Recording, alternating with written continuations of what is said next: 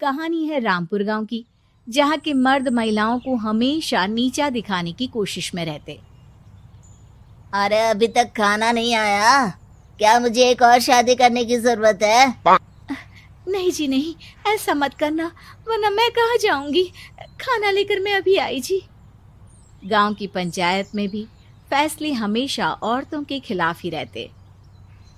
मैं जो फैसला सुनाता हूँ वो भगवान की आज्ञा होती है। इस लड़के ने अपने मन से शादी करके अच्छा नहीं किया। लड़के को घर भेज दो और इसकी शादी इसकी जाति की किसी लड़के से करवा दो, लेकिन ये लड़की, इसे तो गांव के बाहर निकाल दो। नहीं नहीं जमींदार साहब, ये क्या बोल रहे हैं? ऐसा नहीं हो सकता। मेरी बेटी मासूम है, इसे अच्छे बुरे की समझ नहीं है। अरे कहाँ जाएगी ये बेचारी? कहाँ जाएगी? इतनी चिंता है तो पूरे परिवार का गांव निकाला कर देते हैं। बेचारे पूरे बसे बसाए परिवार को गांव छोड़ना पड़ता है। चाहे जो हो, अगर बेटियों को कंट्रोल नहीं कर सकते तो गांव में रहने का कोई मतलब नहीं है। यहाँ औरतों को दब कर रहना होगा। कोई भी अपने हिसाब से कुछ नहीं कर सकता, सब ईश्वर की मर्जी से ही होगा। तभी गांव का एक आदमी दौड़ा दौड़ा आता है। सरपंच साहब, जमींदार साहब, वो कालिया है ना, उसकी बेटी पढ़ने के लिए शहर जा रही है। अच्छा, ये कब हो गया? और कालिया की हिम्मत कैसे हो गई ऐसा करने की? लेकर आओ उसे और उसकी बेटी को। बस फिर क्या था, हाजिर हो जाते हैं कालिया और उसकी बेटी सरपंच के सामने। अरे कालिया, ये क्या सुनने में आ रहा है? बेटी को इंजीनियर बना रहा है तू? और ये बता, गांव में तो स्कूल नहीं है, फिर कहां से इतनी क्लास पास कर गई तेरी बेटी? राधा, जो कि कालिया की बेटी है, उसे लगता है कि सरपंच उसकी तारीफ कर रहे हैं। सरपंच जी, मैंने ऑनलाइन पढ़ाई की है, डिस्टेंस लर्निंग से। सभी में मैंने अच्छे नंबर पाए हैं, जिसे देखते हुए शहर की इंजीनियरिंग कॉलेज में मुझे स्कॉलरशिप मिली है। वाह जी वाह, क्या होती है ये? पहले तो ये बताओ, फिर आगे की बात करते हैं।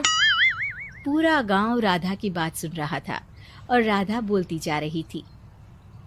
तो ऐसे मैं फ्री में एक अच्छी शिक्षा लेकर गांव में जो कुछ परेशानियां हैं, जैसे बिजली, पानी और इंटरनेट जैसी समस्याओं के लिए काम करूंगी। मैं गांव को शहर से जोड़ने के लिए पुल का निर्माण करवाने का प्रस्ताव रखूंगी। मुझे पूरी उम्मीद है कि जल्द ही हमारा गांव भी तरक्की की राह पर चल पड़ेगा। राधा की बात सुनकर सारे गांव वाले ताली बजाने लगते हैं। सरपंच को समझ नहीं आता कि वो क्या करे।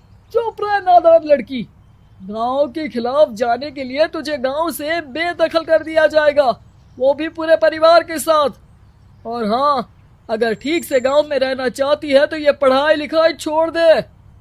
हम तेरे लिए गांव का कोई होनहार लड़का देखेंगे। तभी गांव का एक आदमी बोल पड़ता है। अरे नहीं नहीं सरपंच जी, राधा बिटिया जो बता रही है, अगर वैसा हो जाए तो हम लोगों को पैसा कमाने के लिए बाहर नहीं जाना पड़ेगा।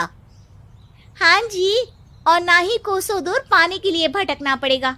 हमारे बच्चे भी अच्छी पढ़ाई कर सकेंगे और आगे बढ़ेंगे, ना कि हमारी तरह खेती करते बैठेंगे। क्यों गांव वालों, राधा बिटिया का साथ देना चाहिए ना। सरपंच देखता है कि गांव राधा के साथ है तो वो चुप हो जाता है। वो घर आकर अपने सलाहकार से बात करता है, जो बहुत ही चालाक किस्म का इंसान होता है। अरे सरपंच साहब, आपको बहुत ही होशियारी से काम लेना पड़ेगा।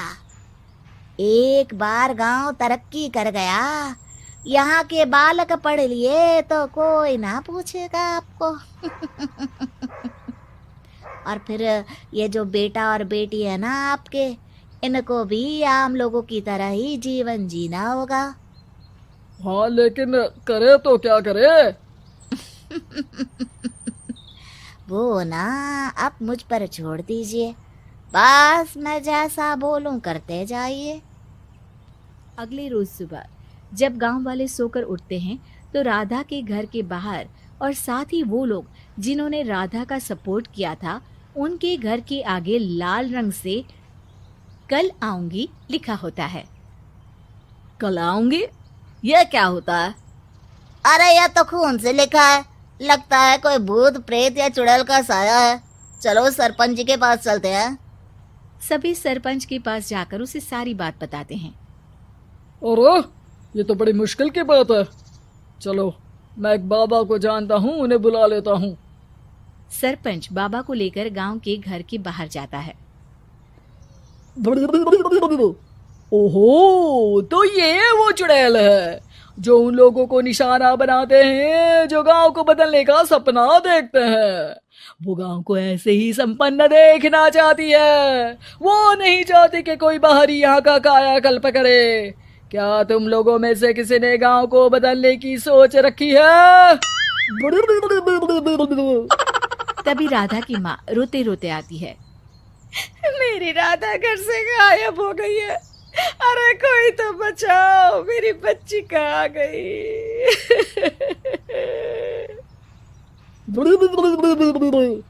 ले गई वो चुड़ैल, तेरी बच्ची को ले गई। अब वो उसे श्रापित करके छोड़ेगी, उस पर चुड़ैल का साया हो जाएगा। तभी बुरी सी हालत में राधा भी वहां आ जाती है। उसके बाल चुड़ैल की तरह फैले होते हैं और कपड़ों में खून लगा होता है। सभी राधा को देखकर डर जाते हैं। माँ, पता नहीं मुझे कौन उठा कर ले गया था। अरे दूर दूर हो जा चुड़ैल, अब हम लोग इस गांव में नहीं रुकेंगे। अरे कैसे बातें कर रहे हैं आप? कल तो आप मेरे भरोसे गांव का हुलिया बदलने, अपने बच्चों को पढ़ाने और तरक्की उन्नति की बात कर रहे थे, तो आज क्या हो गया आपको? ये फिर तुम लोगों को बहकाएगी। ये चुड़ैल गांव में आ चुकी है, ऐसे ही ये तुम्हारे घर के बच्चों को भी ले जाएगी। गांव वाले राधा को गांव से बाहर निकाल देते हैं। उसके माँ बाप रोते रहते हैं, लेकिन गांव वाले नहीं मानते। मैं भी अपनी बहन के साथ गांव के बाहर रहूंगा, लेकिन वो पढ़ाई नहीं छोड़ेगी। वहीं सरपंच के घर पर सलाहकार कहता है। देखा, सांप भी मर गया और लाठी भी नहीं टूटी। लेकिन अगले ही दिन सरपंच के घर के बाहर भी वही शब्द लिखे होते हैं। और फिर सरपंच की बीवी कहती है, हमारी बेटी को किसी ने अगवा कर लिया है। तभी राधा का भाई वहां आ जाता है। अरे गांव वालों, मैंने सरपंच जी की बेटी को देखा था। वो चुड़ैल उसे उठाकर ले जा रही थी। अरे क्या मजाक कर रहे हो? नहीं नहीं सरपंच जी, आप नहीं जानते। वो चुड़ैल अब आपकी बेटी में आ जाएगी, जैसे राधा के अंदर आ गई थी। तभी सरपंच की बेटी वैसी ही हालत में वहां आती है जैसे राधा आई थी। पापा, पता नहीं कैसे मैं गायब हो गई थी। चुड़ैल, इसके अंदर भी चुड़ैल का साया है, मारो इसे। अरे नहीं नहीं, इसे भी राधा के पास गांव के बाहर ही भेज दो। अरे चुप रहो, मेरी बेटी कहीं नहीं जाएगी और चुड़ैल वुड़ैल कुछ नहीं होता है। अरे कैसे बात कर रहे हो सरपंच जी? आप तो बोल रहे थे कि आपका फैसला भगवान का ज्ञान होता है, तो अपने पर बात आई तो अब आप ऐसे बोल रहे हैं। अरे ना ना ना, आपको अपनी बेटी को त्यागना ही होगा। अरे बुलाओ बाबा को। राधा का भाई बाबा को ले आता है, जिसे अब गांव वालों के डर के कारण सच बोलना पड़ता है। मैं कोई बाबा नहीं हूँ, मैं तो मोची था। ये सलाहकार महोदय ने मुझे कहा था एक्टिंग करने को। अब वो मुझे पैसे देने वाले हैं। अब मुझे माफ कर दो। गलती हो गई, मुझे माफ कर दो। तभी वहां राधा आ जाती है। देखा सरपंच जी, जब गांव के बच्चे साक्षर होंगे तो आप जैसे लोगों की चालाकी नहीं चलेगी।